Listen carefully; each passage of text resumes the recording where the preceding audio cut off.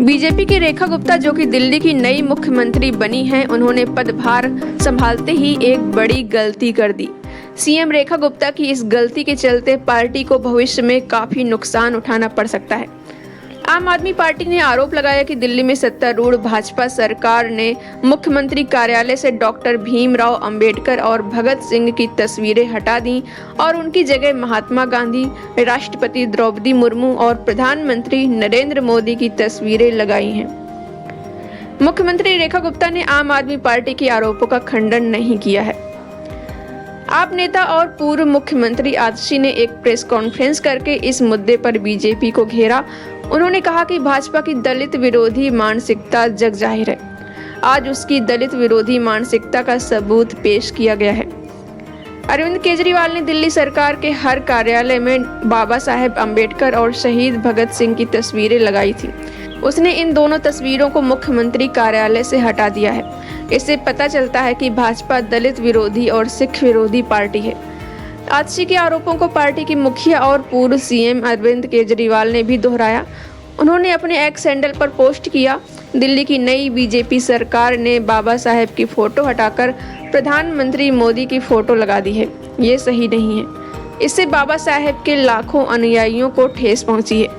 मेरी बीजेपी से विनती है कि आप प्रधानमंत्री की फोटो लगा सकते हैं, लेकिन बाबा साहेब की फोटो न हटाएं। उनकी फोटो वहीं रहने दीजिए। जाहिर है बाबा साहेब अम्बेडकर का ये मुद्दा उठा है तो ये दूर तक जाएगा। आम आदमी पार्टी चुप नहीं बैठने वाली है। फिलहाल कांग्रेस और दूसरी पार्टियां भी शांत हैं, पर कभी भी इस मुद्दे को उठा सकती हैं। बता दें, बीजेपी को पिछले लोकसभा चुनावों में संविधान में बदलाव के प्रचार के चलते बैकफुट पर आना पड़ गया था। 2024 के लोकसभा चुनाव में भारतीय जनता पार्टी के लिए मैदान बिल्कुल साफ था, पर 400 पार सीट लाने की बीजेपी के नारे और संविधान में परिवर्तन करके आरक्षण को खत्म करने का दुष्प्रचार इतना भारी पड़ गया कि बीजेपी को 400 पार तो दूर, पर्याप्त बहुमत के लिए भी तरस जाना पड़ा। इसी तरह कुछ दिनों पहले संसद में गृह मंत्री अमित शाह द्वारा झुंझलाकर अम्बेडकर अम्बेडकर अम्बेडकर 3 बार बोलने पर पार्टी को काफी नुकसान देखने को मिला। दरअसल देश में दलितों की संख्या करीब 17% है। कुल 543 लोकसभा सीटों में 84 सीट अनुसूचित जाति के लिए तो 44 सीट जनजातियों के लिए आरक्षित है। इसी तरह देश की विधानसभाओं में एससी और एसटी के लिए सीट आरक्षित है। इन आरक्षित सीटों के अलावा भी देश में कुल 4 सीटों पर एससी और एसटी मतदाता चुनाव में निर्णायक भूमिका निभाते हैं। दिल्ली विधानसभा में ही कुल 70 सीटों में 17 सीटें एससी एसटी के लिए आरक्षित हैं।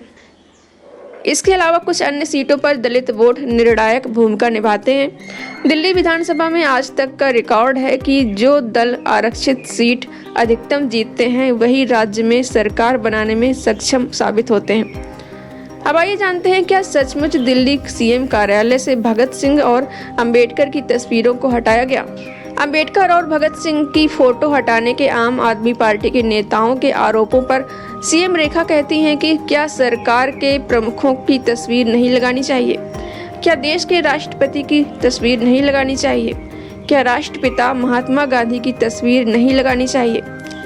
भगत सिंह और बाबा साहेब देश की सम्मानित हस्तियां और हमारे मार्गदर्शक हैं। इसलिए ये कमरा दिल्ली के मुख्यमंत्री का है और सरकार के मुखिया के रूप में हमने उन्हें जगह दी है। आतिशी और केजरीवाल को जवाब देना मेरा काम नहीं है। हालांकि दिल्ली बीजेपी ने सीएम ऑफिस की एक तस्वीर जारी कर आम आदमी पार्टी के आरोपों पर अपना पक्ष रखा है। दिल्ली बीजेपी द्वारा एक्स पर पोस्ट की गई सीएम ऑफिस की तस्वीर में मुख्यमंत्री की कुर्सी के पीछे राष्ट्रपति द्रौपदी मुर्मू, राष्ट्रपिता महात्मा गांधी और पीएम नरेंद्र मोदी की तस्वीरें नजर आ रही हैं। इसी तस्वीर में दिल्ली के मुख्यमंत्री की कुर्सी के दाहिने तरफ वाली दीवार पर डॉक्टर BR अम्बेडकर और शहीद भगत सिंह की तस्वीरें नजर आ रही हैं। इस तस्वीर को देखकर कहा जा सकता है कि सीएम ऑफिस में BR अम्बेडकर और भगत सिंह की तस्वीर नहीं हटाई गई है, बस उनकी जगह को बदला गया है, जो कि राजनीतिक दृष्टि से ये बीजेपी का भला करने वाला नहीं है।